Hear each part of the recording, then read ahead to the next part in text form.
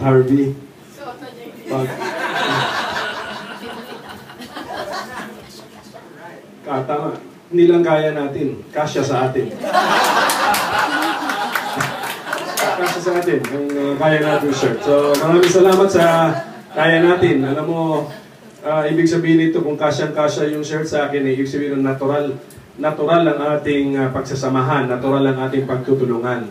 Kasi naisip ko nga, actually, matagal nang naniniwala si Coco Pimentel sa kaya natin. Kasi bago natin makaya, kailangan nyo yung slogan ko, pag nasa tama ka, never give up. Tama po yun. Yun po yung aking slogan, guiding principle, doon po sa aking struggle, pakikibaka, laban sa pandaraya.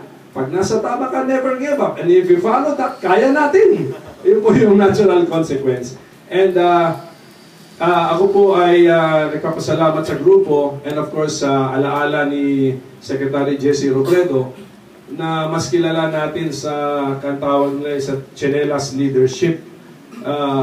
Pareho naman siguro kaming klaseng tao ni Jesse na simple lang, except that hindi ako pwede mag-chinelas sa Senado. Kaya po ang closest thing na nagawa ko sa Chinelas Leadership means you're really accessible to the people.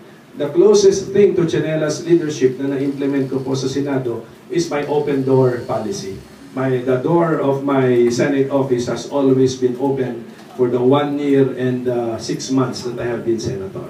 And actually, ngayong kampanya, yun yung sinasabi ko, if I get re-elected, that door will remain open, this time for a brand new, complete 6-year term.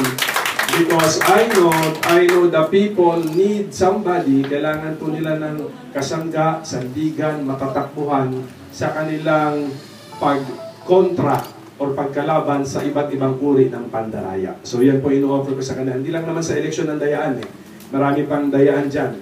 Ang commitment namin ng Team Pinoy at saka ni President Pinoy, ayaw naming madaya ang mga Pilipino sa serbisyo ng gobyerno. That's the commitment from the side of the government. But how about outside of government, sa private sector? Mayroon pa rin pong iba't ibang klaseng pandaraya. And through legislation, through policy, yan pong iaalay ni Senador Coco Pimentel. Lahat ng iba't ibang uri ng pandaraya, sugpuin, kalabanin, bukas ang pintuan for the next 6 years kung ako'y pala rin na ibalik sa Senado. And I will now encourage the comebacking senators, the new senators, also to follow the example, the Chinelas politics of Secretary Jesse Robredo in the Senate.